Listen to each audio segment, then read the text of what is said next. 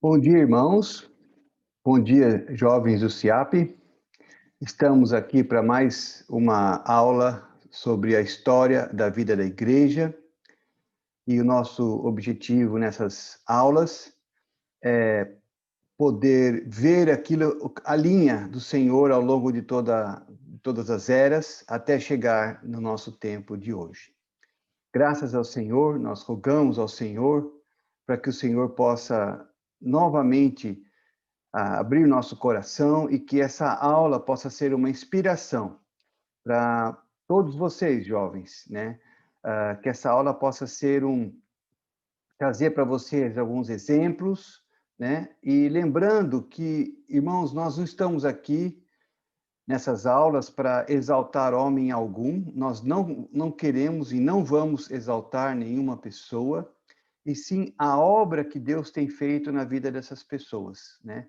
Ao longo de toda a história, Deus tem escolhido vasos para servirem ao Senhor, para que o Senhor pudesse ter a sua expressão nessa terra. O Senhor escolheu pessoas, o Senhor escolhe vasos, o Senhor prepara esses vasos para expressar aquilo que o Senhor tem no coração.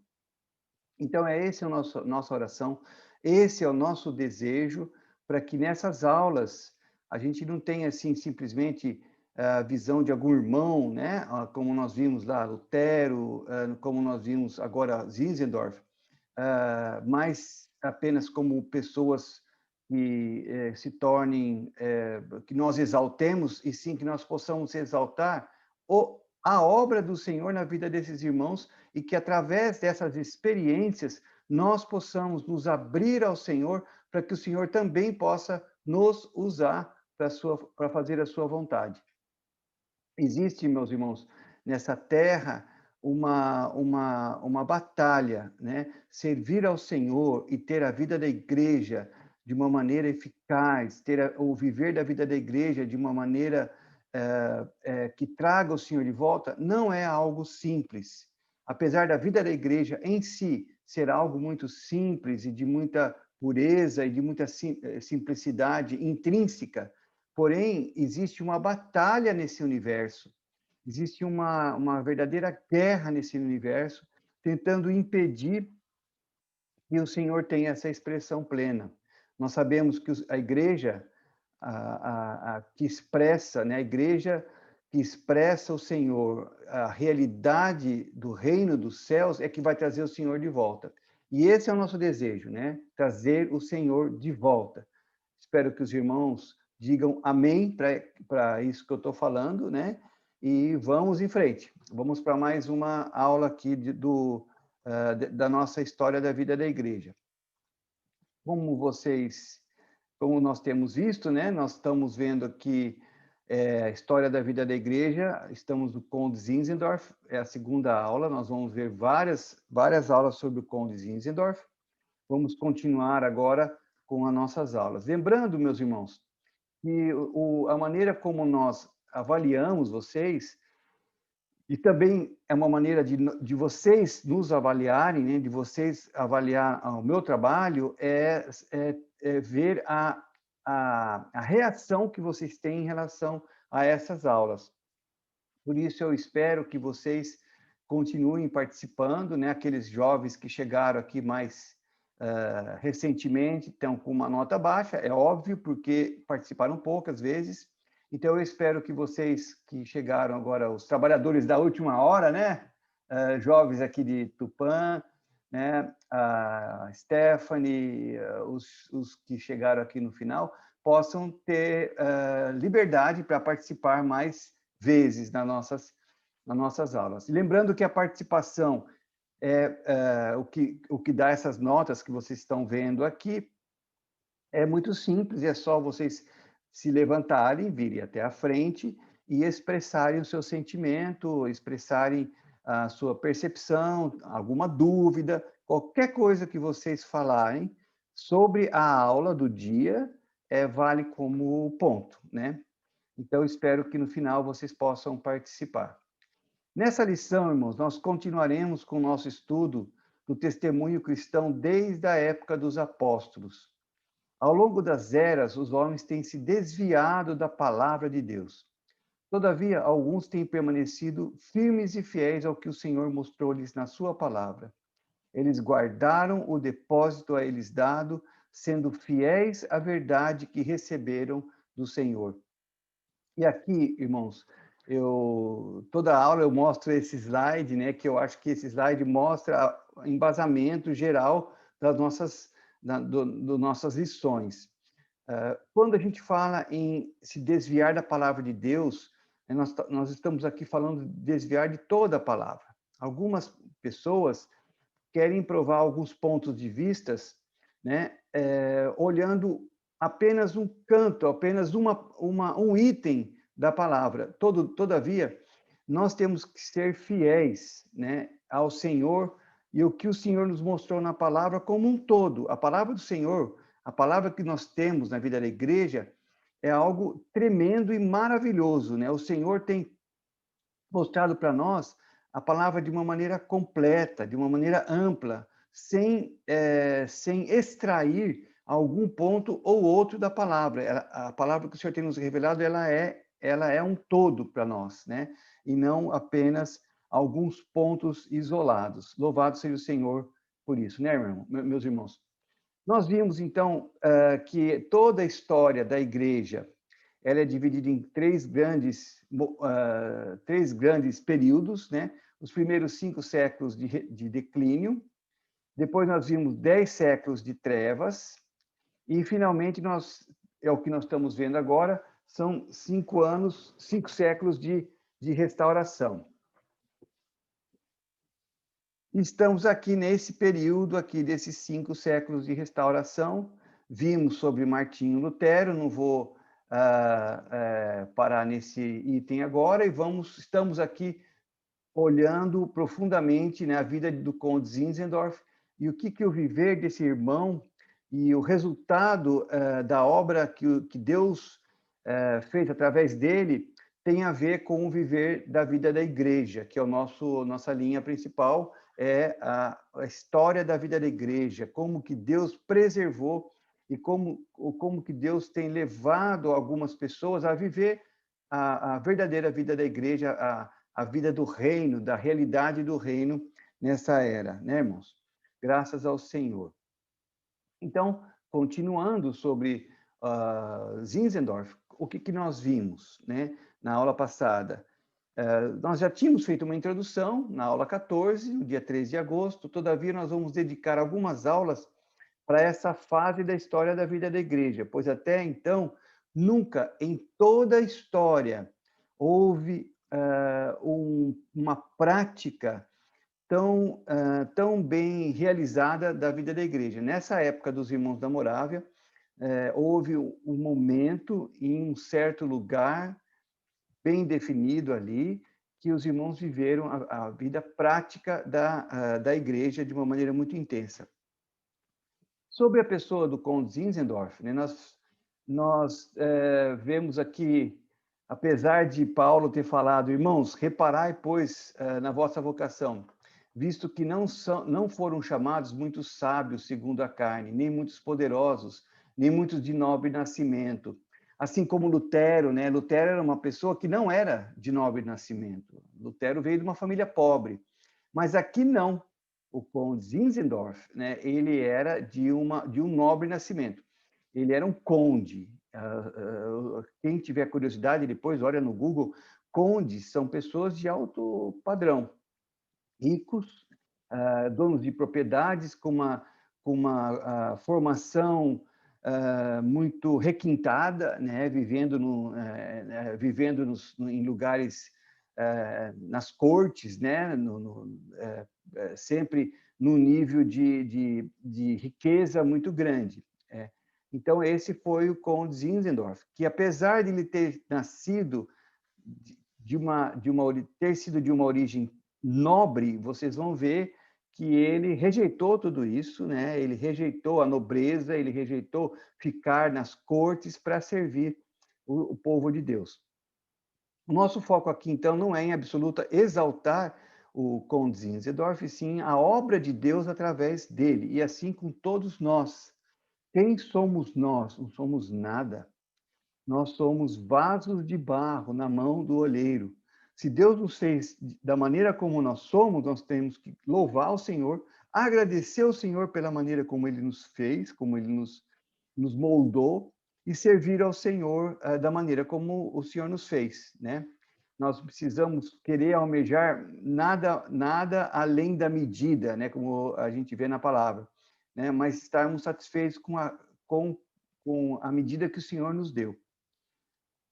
O nosso foco principal, então, é entender como Deus usou esse vaso de barro para a edificação da Igreja de Deus por meio de um viver prático da vida da Igreja, né? Graças ao Senhor, Deus usou esse irmão e hoje nós queremos ver a sua vida. Nós vimos já sobre os primórdios e educação dele, como que ele foi educado, nós não vamos voltar a isso, né? Vimos sobre um treinamento adicional. Chegamos até aqui, nesse ponto onde eu marquei aqui, né? Deixa eu tirar essa marquinha, para nós podermos, então, continuar a nossa aula de hoje. Por volta de 1719, né, nós vimos que o Zinzendorf nasceu em 1700. Então, quando ele tinha 19 anos, né, 1719, ele ficou muito doente. E aí ele se voltou para o Senhor e ele achou que ia morrer, né? E o Senhor, na verdade, preservou a vida dele por causa da restauração, da obra que Deus tinha que fazer por meio dele. Daí ele escreveu, né? Eu não esperava começar outro ano. Ao mesmo tempo que eu agradeço o meu Criador pelos seus benefícios inumeráveis, que eu admiro, por ele fui liberto dos laços da corrupção, de cujos laços eu seria servo. Odeio e detesto a preguiça na qual muitas horas e dias valiosos se passaram de modo pervertido e rogo ao Senhor para me tornar um participante da sua imagem e semelhança.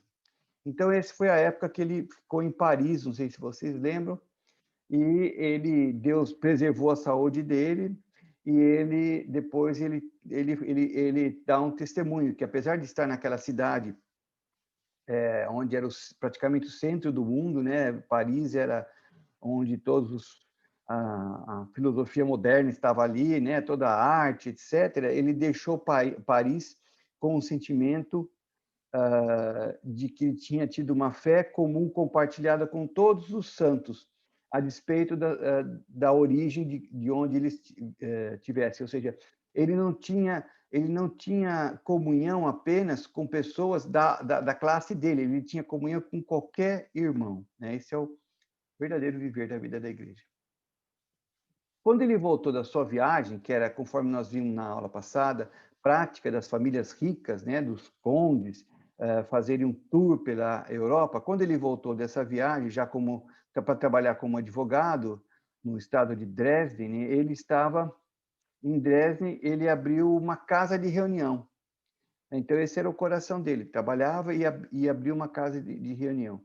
Ele, então, decidiu firmemente abrir caminho pela graça divina de Cristo, né, a base da sua esperança. Então, ele começou cada vez mais se dedicar, né? Isso foi falado aqui pelo irmão Spagenberger, que era muito amigo dele, tá? Todo dia do Senhor à tarde, das 15 às 19 horas, a sua casa estava aberta para outras pessoas. E aí o Spagenberg fala, né? Ele então decidiu firmemente abrir o caminho pela graça divina de Cristo, a base da sua esperança, e confessá-lo de modo ousado, em palavra e ação, despojando o mundo e despojando-se do mundo e de toda a esperança de alterar, desculpa, irmãos, despojando o mundo de toda a esperança de alterar o seu modo de pensar, ou seja, o que eu pude ver assim em relação a esse olhando, né, a biografia dele, ele foi uma pessoa que ele traçou uma linha. Ele traçou uma linha. Ele falou assim: olha, mundo, não adianta, eu pertenço ao Senhor. Você não vai entrar, não vai passar dessa linha para cá. Ele traçou uma linha, falou assim, o mundo está do lado de lá da linha e eu estou do lado de cá, né? Ele realmente tomou um passo decisivo de servir ao Senhor, né? Graças a Deus, foi assim que esse irmão começou. Ele também resolveu seriamente continuar o seu objetivo principal, pregar o evangelho e buscar repouso, associando-se a filhos de Deus pobres e simples. Esse era o descanso dele, essa era a alegria dele, pregar o evangelho. Ele não tinha, apesar de ele ser um advogado, ser de alto, de ter uma educação elevada, de ser de uma família muito rica, exigir muito dele nesse aspecto, ele tinha um coração de servir o Senhor e pregar o evangelho. Enquanto ele residia em Dresden, as reuniões continuavam sendo mantidas na sua casa aos domingos, e consistiram em nada além de ter uma comunhão amigável sobre algum capítulo do Novo Testamento, que era sucedido por oração e louvor.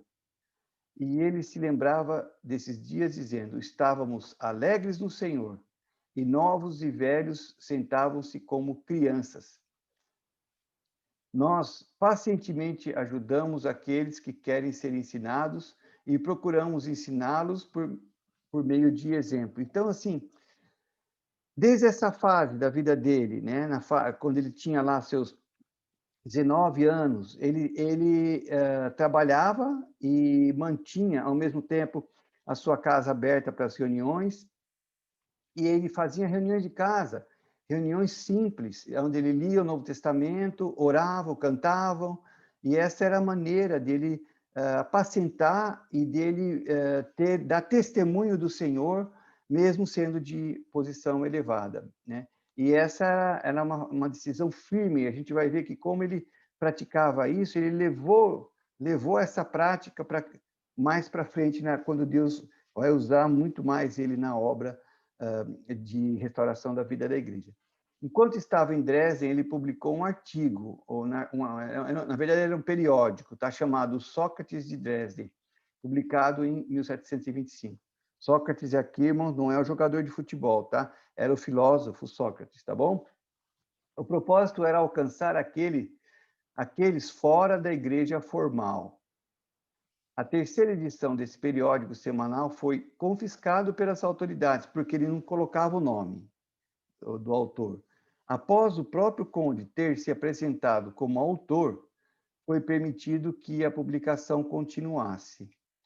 Zinzendorf usou esse periódico para se expressar livremente, como o Spargenberg disse, né? De modo estrito e no ponto. Então, assim, ele era uma pessoa que se expressava de uma maneira clara, ele não tinha meias palavras, assim. Ele procurou conduzir os crentes de ter uma aparência meramente externa para a substância genuína de Cristo. Então, esse era o objetivo dele. É que os irmãos, as pessoas que se declaravam cristãs, tivessem uma vida prática, um viver prático de experiências com o Senhor Jesus, né? Essa foi a prática dele, o viver dele. Ele os cobrou de se tornarem cristãos verdadeiros e pararem de ser chamados cristãos. Não era só ser cristão nominal, mas ser cristão na prática, viver aquilo que eles estavam falando. Bom, vamos continuar então, falando da propriedade onde os irmãos viviam a vida da igreja. Antes de mais nada, irmãos, eu vou falar para vocês, estava preparando essa aula para vocês, e conforme eu estava preparando, eu falei, deixa eu procurar algumas fotos, né, da propriedade que se tornou depois os irmãos da Morávia, né? Eu confesso para vocês que quando eu olhei isso aqui, né, essa foto aqui lá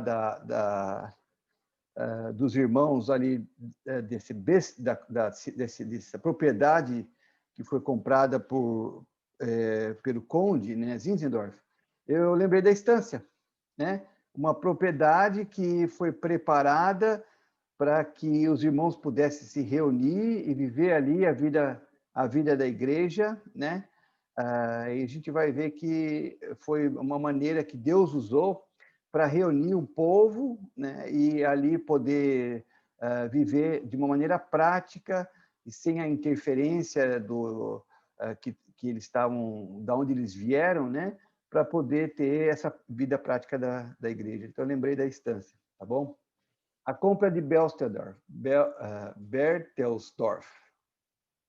Em abril de 1722, após ter a sua herança, né, que ele herdou muitas propriedades, muito dinheiro, o conde comprou uma propriedade que incluía a antiga vila de Besterdorf. Desculpe que meu alemão é um pouco ruim, tá, irmãos? E ele falou que o propósito era plantar um jardim agradável ao Senhor. Esse foi o propósito dele. Ele queria que esse lugar fosse um refúgio para os cristãos oprimidos e perseguidos de qualquer tipo de denominação, onde quer que estivessem. Então, vocês percebem? Ele, desde essa época, e ele já tinha essa intenção, esse propósito de servir o Senhor, né? De ter um lugar para receber os irmãos que eram perseguidos. Nesse mesmo tempo, em 1722, é interessante que esse ano, né, foi um ano muito importante para ele, porque ele comprou a propriedade e nesse ano mesmo ele casou. Ele se casou no ano que ele adquiriu essa terra, ele se casou com a condessa Erdmund Dorothea von Rues. Então, eu vou chamar ela de condessa, tá? Porque o nome dela é difícil de pronunciar. Então, essa aqui é a esposa dele, né? E, ao refletir, aqui eu queria, jovens, chamar atenção para essa experiência do Zinzendorf, que eu achei muito rica, a experiência do casamento dele, e eu acho assim que o casamento, irmãos, é um momento decisivo para a vida de qualquer um de vocês que servem o Senhor e que querem continuar servindo o Senhor de uma maneira mais intensa. Na verdade, todos nós, na vida da igreja, servimos o Senhor. Todos nós temos o desejo de, através do nosso trabalho profissional, você vai ter um ofício, você vai ter uma profissão, vai se formar numa faculdade, vai se tornar um profissional liberal, engenheiro, médico, vai, vai ser um professor, etc. Todos nós temos o desejo de, no nosso dia a dia, servir ao Senhor.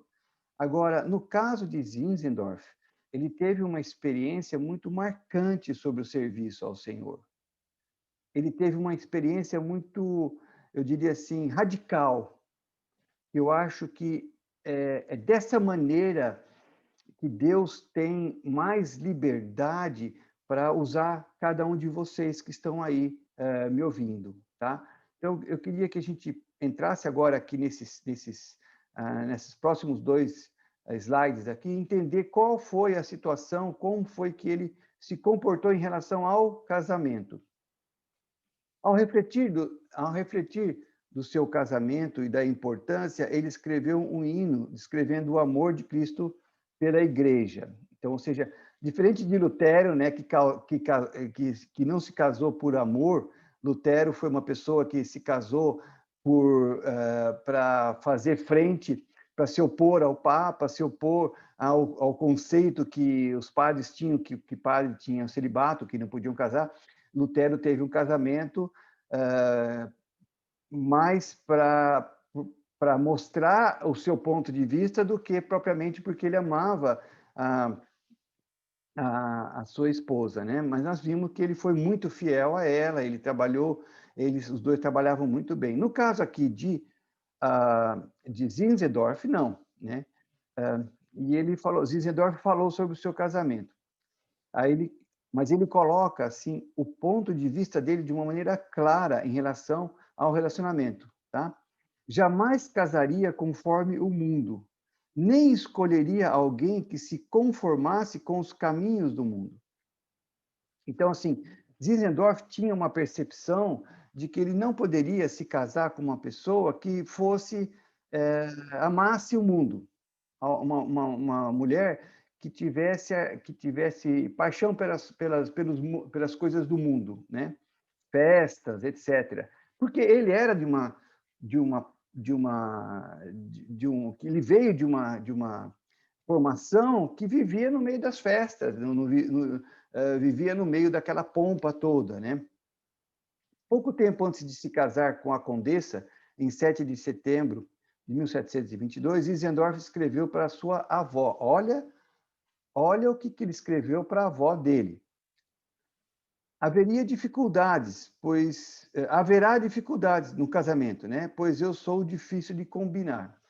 E confesso que a condessa terá de aceitar uma vida de autonegação. Tipo assim, se não for para negar a vida da alma, nem adianta querer casar, ele falou. Ela vai ter de jogar fora a ideia de posição e qualidade de vida. Toda jovem, quando se casa, ela quer um príncipe encantado. Ela quer um irmão, né, que tenha dinheiro, que tenha condições de dar uma casa boa, uma vida boa para ela. E ele falou: olha, comigo, nananina, não vai ser assim, não.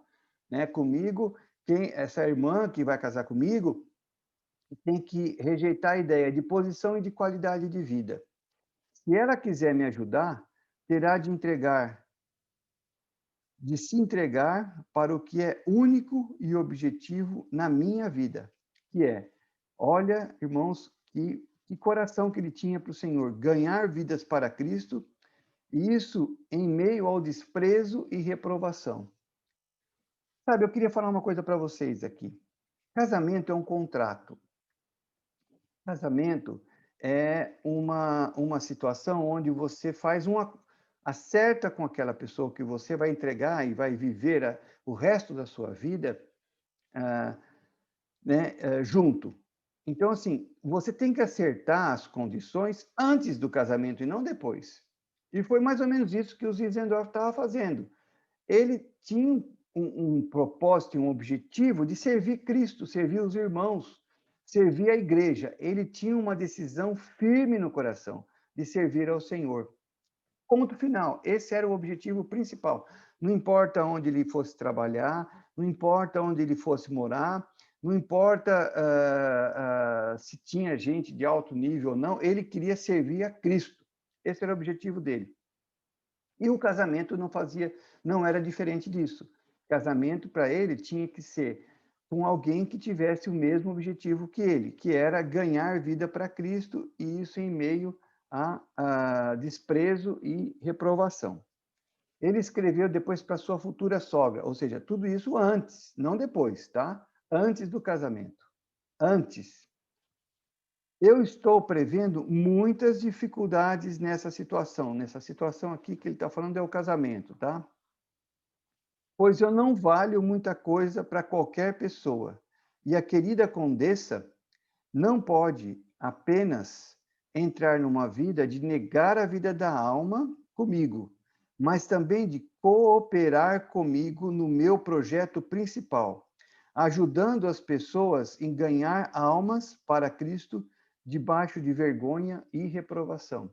Percebe como ele é claro, ele é objetivo e ele é focado na questão da pregação do evangelho e de servir o Senhor, e sabendo que servir ao Senhor naquela época, na condição que ele vivia como um conde, seria vergonha e reprovação. Ou seja, não ia ser bem-vindo. E ele deixou isso claro para a condessa, né? A condessa que está pensando, ixi, será que vale a pena? A condessa se tornou, valia a pena. Ela falou assim, a condessa se tornou uma boa companheira e um bom equilíbrio para ele, com respeito à vida, com respeito à vida da condessa, um autor escreveu. Então, vamos ver o que falaram dela. O casamento, né? A Condessa, continuando, a Condessa se tornou uma boa companheira e um equilíbrio para ele com respeito à vida da Condessa, o autor escreveu. Ela tinha pouco conforto e privacidade, ela sempre estava ocupada a partir das 6 horas da manhã até as 11 da noite, no serviço aos irmãos e irmãs que vinham para sua casa. Deixa eu falar uma coisa para vocês. Uma condessa não é uma pessoa de trabalhar, tipo, assim, na cozinha, de varrer o chão. Tem um monte de empregados servindo na casa. É uma madame, é uma madame de hoje, tá? Uma pessoa que tem vários serviçais, várias pessoas para... Tem cozinheira, tem mordomo, tem faxineira, tem governanta.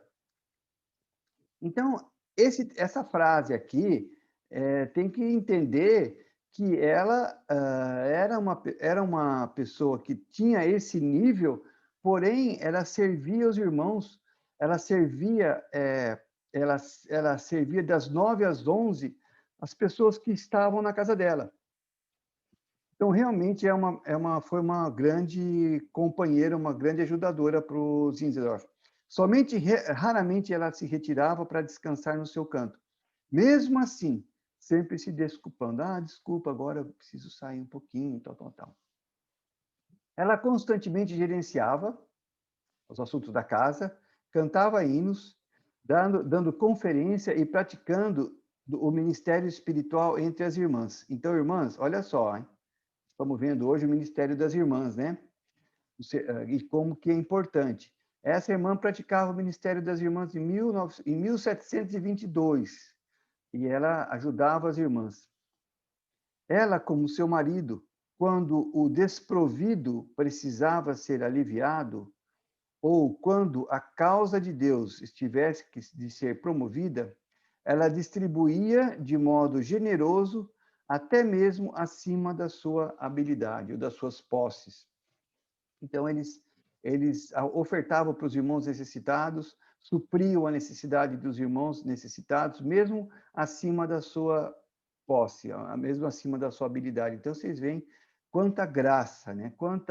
Quanto amor que tinha por parte dessa irmã e que vida que eles tinham de servir, coração de servir o Senhor ao longo da sua vida. Então, o que eu disse lá no começo, quando você for procurar uma irmã ou irmão, você for procurar uma irmã ou irmã, você for procurar um irmão, antes do casamento, você define o que você quer para sua vida. Eu vou servir o Senhor? Ah, não, eu quero ser um engenheiro. Mesmo assim, você vai ser um engenheiro, mesmo assim, você vai servir o Senhor, você vai dedicar a sua vida para o Senhor, né? Você pode ter que trabalhar para ganhar dinheiro, para botar dinheiro em casa, mas se você só se limitar a isso, e se a sua vida não for para o Senhor, chega no final de semana, o que você faz? Chega na segunda-feira à noite, em reunião de serviço, o que você faz? Vai descansar. Na terça-feira tem reunião de oração, o que você faz? Você vai assistir televisão. Na quarta-feira tem reunião de grupo familiar, o que você faz? Ah, eu estou cansado, trabalhei o dia inteiro, vou cuidar de casa, vou ficar com a minha esposa. Na quinta-feira tem mais reunião, de apacentamento no outro grupo familiar, vamos supor, você vai fazer o quê? Ah, não, hoje eu estou cansado, vou descansar para poder trabalhar no dia seguinte. Então, o viver da vida da igreja demanda uma entrega da nossa parte muito grande, né? Se a irmã não tiver alinhado com esse desejo, se a irmã não tiver, ou o irmão, né, o cônjuge, tanto para os irmãos, as irmãs, para as irmãs, os irmãos, antes do casamento, vocês já não definirem esse tipo de vida, que vocês querem realmente servir o Senhor, mesmo cansado, mesmo debaixo de desprezo, mesmo de sofrimento, servir ao Senhor, servir a igreja, né? O casamento vai ter muito problema lá na frente, tá? Então, o Zinzendorf fez questão de que isso não ocorresse. A condessa e o conde, de acordo com John Holmes, que é um escritor, né, eram um coração e alma na sua determinação para consagrar seus filhos, tempo e riqueza material para Cristo e o seu serviço. Que testemunho, né, irmãos? Que testemunho. Senhor Jesus. Bom, vamos passar agora, então, para as boas-vindas aos imigrantes, é mais um trecho importante aqui. Nós vimos, então, sobre o estado de o estado de Berthelsdorf, né, que foi, ele comprou uma propriedade ali, grande, né, com a herança dele, e, na sequência, ele se casou, e com isso a gente pode ver que Deus foi preparando as condições para que houvesse, através de Zinzendorf, né, que foi o líder, todo que a linha do viver da vida da igreja fosse mantida através dele, tá? Então, nós vamos passar agora para a expansão dos irmãos da Boêmia, ok? Devido aos terríveis efeitos da Contra-Reforma, bom, nós vimos, então, só para lembrar os irmãos, 1514, houve ali as 95 teses de Lutero, houve todo um evento da Reforma, e milhares de cristãos começaram a ser perseguidos por causa da Contra-Reforma do catolicismo romano.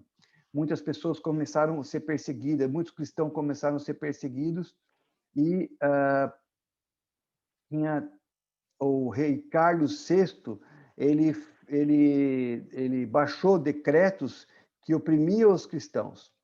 Então, os Irmãos Unidos foram obrigados a fugir da sua terra natal, na Morávia e na Boêmia. Principalmente, se você se lembra da Boêmia, que foi a terra de John Huss, né? Que eles eram muito perseguidos. Que John Huss foi queimado vivo, condenado à morte, né, pelo catolicismo romano, e logo depois os seguidores de Huss tentaram se defender, e houve toda uma opressão ali, né, contra os irmãos da Boêmia, que é de onde John Huss tinha vindo. Isso na época de Lutero, né, depois de Lutero. Inicialmente, eles fugiram para a Polônia e de lá para a Áustria. Morando em Dresden, Zinzendorf foi informado que os exilados tinham chegado da Morávia.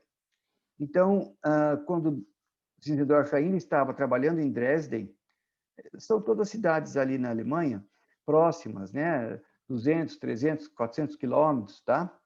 Christian David, que era um dos irmãos que estavam junto com aqueles irmãos da Morávia, estava entre eles, um homem notável, sobre quem Spengenberg é aquele escritor que escreveu muito sobre os Zinzendorf, né?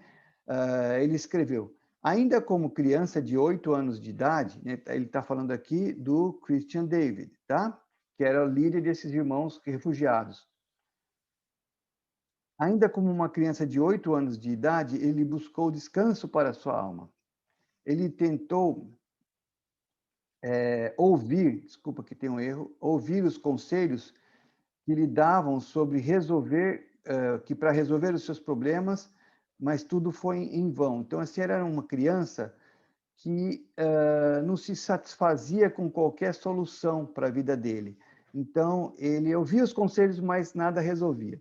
Conforme ele crescia e ao viajar, ele chegou na cidade de Görlitz, como um trabalhador mecânico. Ele era tipo de um mecânico, sabe? Onde ele ouviu falar de coisas que a sua alma desejava. Ele então começou a pesquisar diligentemente a Bíblia. E ele conheceu o conde Zinzendorf e falou para ele sobre a situação de opressão dos irmãos da Morávia. Então não foi uma criança qualquer, não foi uma pessoa qualquer. Esse Christian David foi um outro vaso escolhido por Deus e servia o Senhor desde a sua juventude, né? Vendo o zelo de Zinzendorf pelo Senhor e o desejo que ele tinha de receber aqueles que eram oprimidos, ele voltou para a Morávia e falou com seus amigos. E esse homem nobre provavelmente os receberia, pois ele sabia da intenção deles de deixar a sua terra natal e buscaram um lugar onde eles pudessem viver de acordo com a consciência e em obediência à verdade pela palavra de Deus, né? E que pela graça de Deus eles puderam conhecer. Então, assim, tinha irmãos que não ia se dobrar, né, a aceitar voltar para o catolicismo ou aceitar qualquer outro tipo de orientação que não fosse, que eles não sentissem que eles fossem ser fiéis ao Senhor. E o Christian David falou, olha, eles estão sendo perseguidos por causa disso, por serem fiéis. E ele percebia que o Zinzendorf, ele tinha esse coração de ajudar esses irmãos. Então, o Christian David foi como meio que uma pessoa que serviu de ponte, né, entre os morávios, entre os irmãos que estavam em perseguição e o conde Zinzendorf. Para vocês verem a soberania de Deus, né, irmãos? Tudo acontece debaixo da soberania de Deus.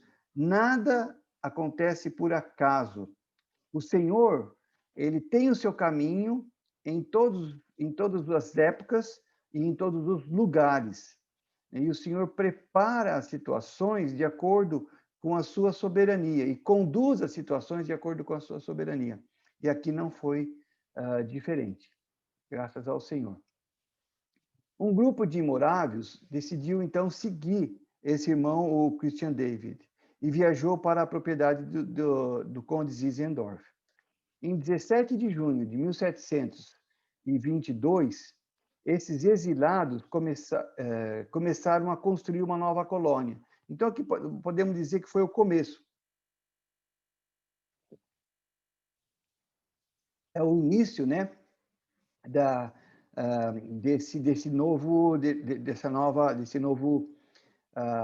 estabelecimento aí. O conde, então, foi informado da chegada deles, de quem recebeu uma petição que dizia: estamos muito preocupados de não serem muito pesados com a construção desse prédio, desse edifício. Nós, humildemente, rogamos que nos receba sob a sua graciosa proteção para nos ajudar e nos tratar com bondade e afeto, pois somos pessoas pobres, aflitas e simples.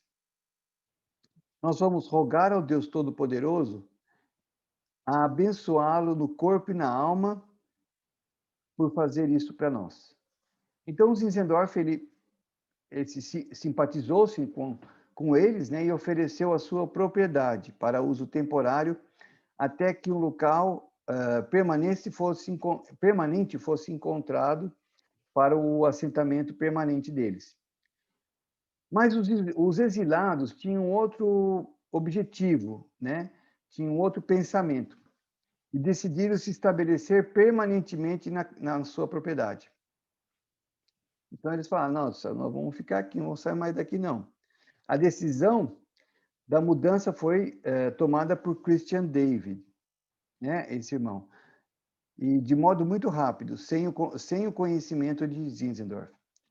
E Zinzendorf concordou. No final de dezembro de 1722, Zinzendorf viajou pela primeira vez com a sua esposa e, ao deixar Stadtwald, né, uma vila perto de Besterdorf, ele viu uma floresta, e viu na floresta, próxima da estrada, uma casa, né, que disseram estar sendo construída na sua propriedade para os morávios. Ele então entrou na casa, né, e deu as boas-vindas de modo bastante cordial, e olha só que experiência, irmãos, emocionante. Ele se ajoelhou com eles, deu graças a Deus e abençoou o local. E ele suplicou ao Senhor que estendesse a mão sobre aquela casa. E ele encorajou os habitantes da casa e garantiu-lhes o favor e a fidelidade de Deus. Então foi essa experiência, digamos assim. Eles estavam ali, estavam fugindo, estavam oprimidos, receberam ali aquela propriedade, né? Construíram uma casa e o dono da propriedade entra na casa, imagina que cena, né?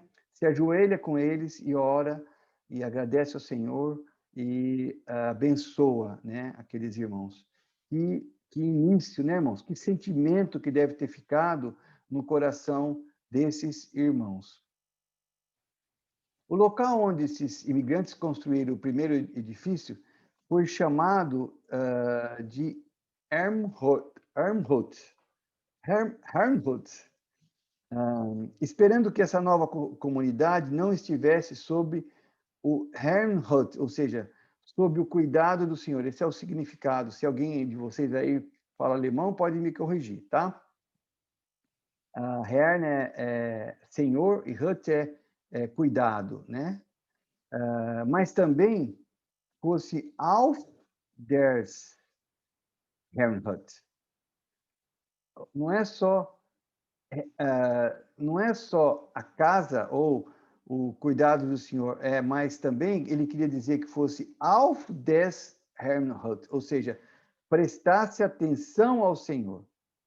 Não é apenas uma questão de você se chamar assim, nós somos a casa, ou nós temos o cuidado do Senhor. E sim, ele está dando uma ênfase aqui para que os irmãos prestassem atenção ao Senhor, ou seja, cuidassem daquilo que o Senhor quer.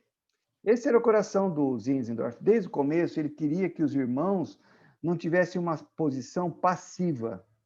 Simplesmente, somos cristãos. Nós temos o nome de cristão, mas ele queria que os irmãos tivessem um posicionamento mais ativo, no sentido assim, prestamos atenção àquilo que é do Senhor, aquilo que é a vontade do Senhor, né? Esse foi o coração dele ao chamar, ao dar, batizar, né? Ao dar o nome daquele lugar de Herrnhut.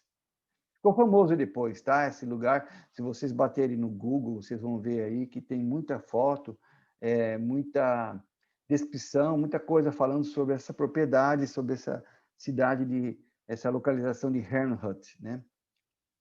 Bom, seguindo então, ele renuncia à sua posição. O Zinzendorf tinha um emprego em Dresden, como já tinha falado para vocês, né?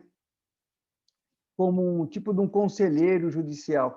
Esse conselheiro judicial é uma posição de destaque na cidade, do tipo assim, como se fosse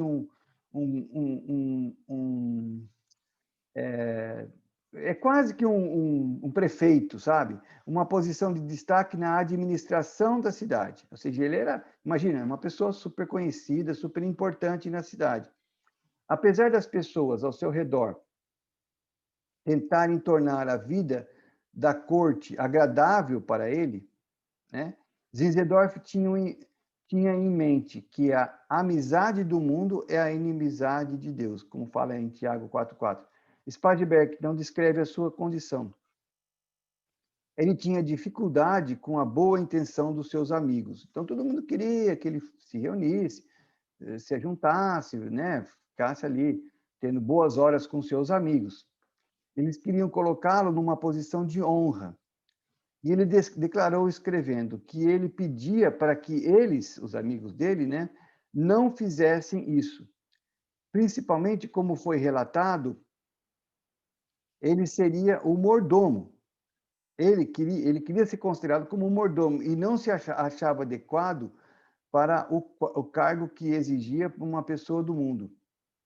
E com sabedoria, e com a sabedoria secular que ele não tinha. Ou seja, o pessoal queria colocar ele numa posição mais elevada, mas ele falou assim, não, eu estou aqui, não, posição de mordomo, né? E não nessa posição que vocês querem me colocar.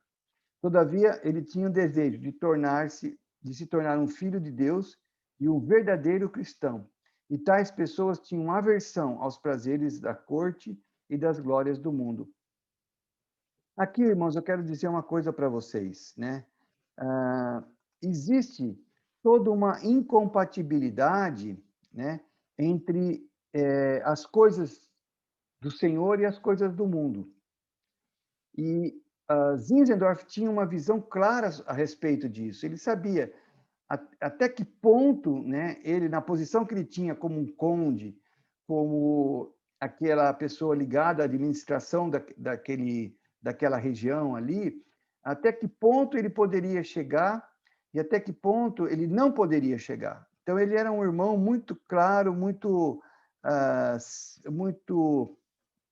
tinha uma visão muito clara do que era, até onde ele queria chegar nas coisas relacionadas à sua profissão e ao seu viver no mundo. Zinzendorf foi obrigado a manter a sua posição enquanto a sua avó estivesse viva, pois era da sua vontade que ele permanecesse no serviço do governo. Então, ele tinha esse compromisso, né? Quando ele tinha a idade de 27 anos, a sua avó morreu. Após falar com a sua mãe e padrasto, ele renunciou à sua posição. Em uma carta em 1728, ele compartilhou seu sentimento com respeito à renúncia. Ficou difícil para mim continuar no trabalho governamental por causa das circunstâncias que estavam acontecendo diariamente, nas quais eu ficava preocupado em agir contrário à palavra do Senhor. Aqueles que são grandes estão revestidos de autoridade, mas não deve ser assim entre vós. Isso se tornou um obstáculo para mim, para com a religião do coração, que era o meu único objetivo. Então, aqui ele está falando religião no bom sentido, tá? Era o desejo dele servir ao Senhor integralmente, né? E ele tinha essa visão clara de que esse era o negócio dele. Continuando aqui, então, né, durante o tempo em Dresden foi publicado aquele panfleto, né, desculpa, irmãos, durante o tempo que ele estava em Dresden, né, foi publicado um panfleto que atacava Zinzendorf indiretamente. É isso ele recebeu, tá? Uma oposição.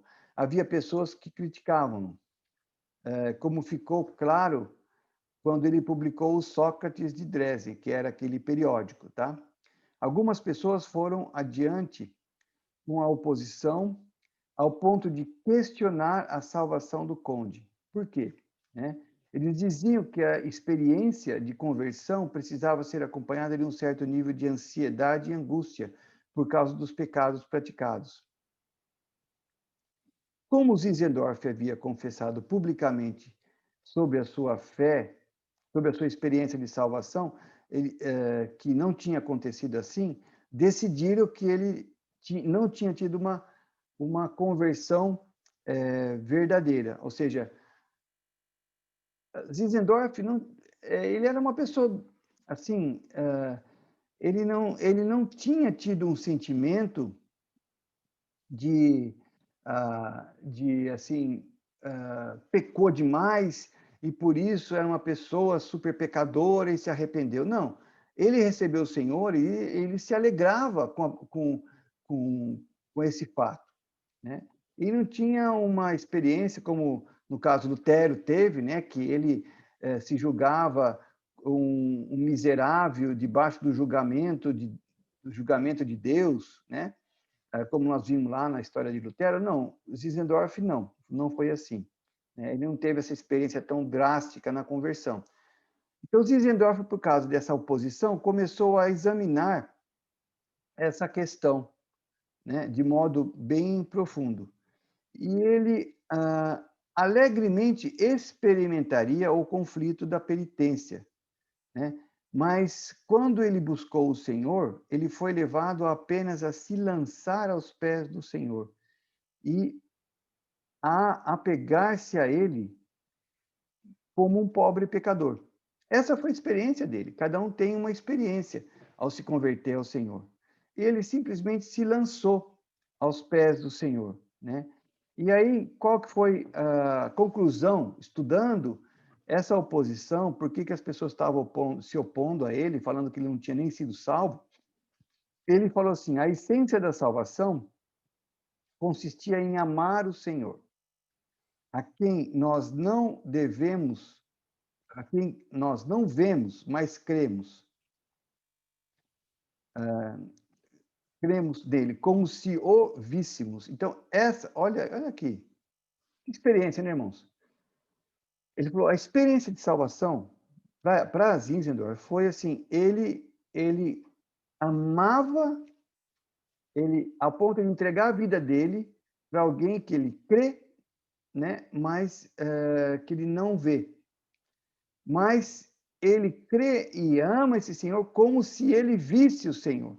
Essa era uma experiência muito íntima e pessoal do Conde. Bom, no verão de 1727, o Conde Zinzendorf e a sua esposa se mudaram para Herrnhut, né? E na época tinha uma população de 300 pessoas.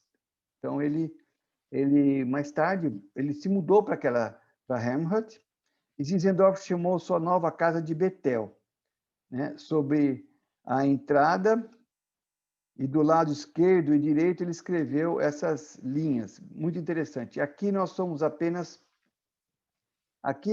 apenas convidados, né? Ele escreveu isso. E assim, essa casa é frágil e simples. Temos uma casa melhor no alto. E lá nós amamos muito profundamente.